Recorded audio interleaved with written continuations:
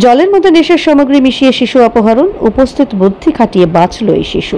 জলের মধ্যে নেশার সামগ্রী খাইয়ে এক শিশুকে অপহরণের চেষ্টা হলো, আর উপস্থিত বুদ্ধি খাটিয়ে সেই শিশু পালিয়ে এলো অপহরণকারী গাড়ির চালকের কাছ থেকে।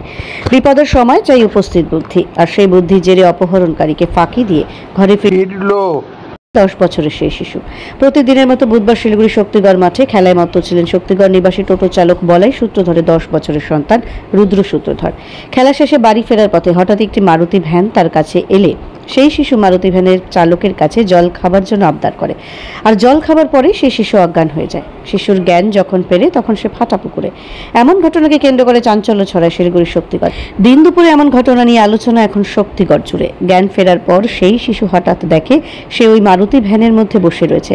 গাড়ির চালক শৌচকর্ম করতে গেলে শিশুর মাথায় খেলে উপস্থিত বুদ্ধি। সেই বুদ্ধি খাটিয়ে গাড়ি থেকে নেমে দৌড়ে পালিয়ে যায় এবং রাস্তা দিয়ে হেঁটে যেতে থাকা এক পথচারীর দ্বারস্থ হয়।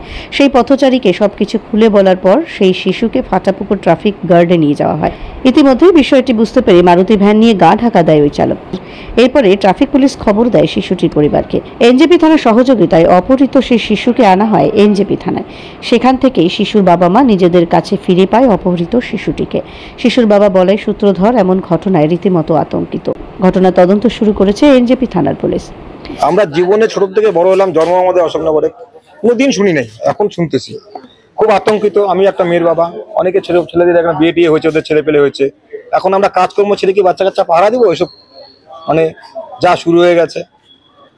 এর আগে কিছুদিন আগে বাইক চুরি হলো, এগুলো তো হচ্ছে, চুরি জামি তো হচ্ছেই। বাচ্চা চুরি শুরু হয়ে গেল। থানায় এফআইআর করেছেন আপনারা? এই যে করলাম, এখন বড়বাবুর সঙ্গে কথা বলবো। আপনার নাম? আমার নাম সঞ্জিত। আজকে 2টা 2:30টার দিকে আমার ফাটাপুকুর থেকে ফোন আসে। ফোন আসার পর আমাকে বলে যে আপনার ছেলে এখানে হারিয়ে গেছে। আমি বলছি হারিয়ে গেছে কোথায়? বললো পানিগুড়ি মোড়। বললো পানিগুড়ি মোড়। আমি বললো পানিগুড়ি মোড় তো আমার মাথায় হাত দেবে, এত দূরে আমার ছেলে কি করে গেল?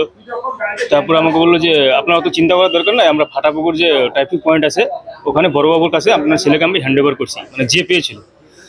তো ওখানে গেলাম আমি আনতে যাওয়ার পর তারপরে আমি ছেলেকে জিজ্ঞাসা করলাম। ছেলে তখন আমাকে বললো বাবা আমাদের শক্তিগড়ে অশোকনগর গলির থেকে আমাকে একটা মারুতি ভ্যান আমাকে জল খেতে বলছে।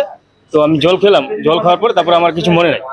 তো ওখান থেকে তারপরে আমি যখন মোটামুটি এত দূর চলে আসার পর দেখি আমার হোশ আসছে। তারপরে ড্রাইভারটা বাথরুম করতে গেছে, বাথরুম করতে যাওয়ার পর আমি ওখান থেকে গাড়ির দরজাটা খুলে পালিয়ে গেছি।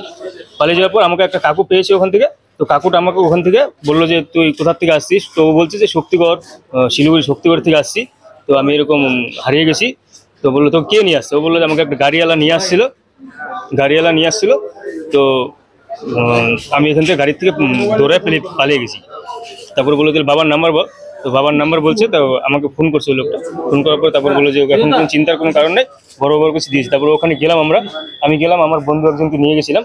তো বড়বাবু ওখান থেকে আমাকে বললো ওখানে ভিডিও করে তারপরে বললো আইডেন্টি সবকিছু দেখে টেকে বললো এখন নিয়ে যেতে পারে। কত বছর আপনার ছেলে? আমার বয়স না কখন নিয়ে আসছিস?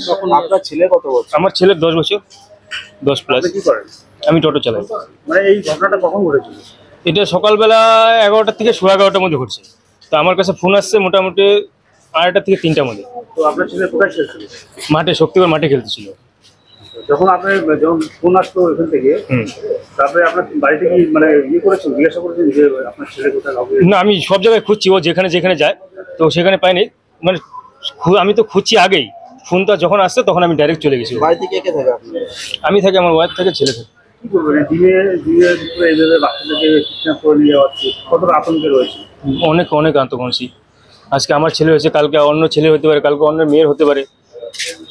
ব্যাপারটা কি খালি ওর ছেলে বলে তো না, আজকে যদি ওর হোস্টটা না আসতো, জ্ঞানটা না আসতো, তাহলে তো আমি ওকে পাইতো না। আপনার নাম? আমার নাম বলাই সূত্রধর।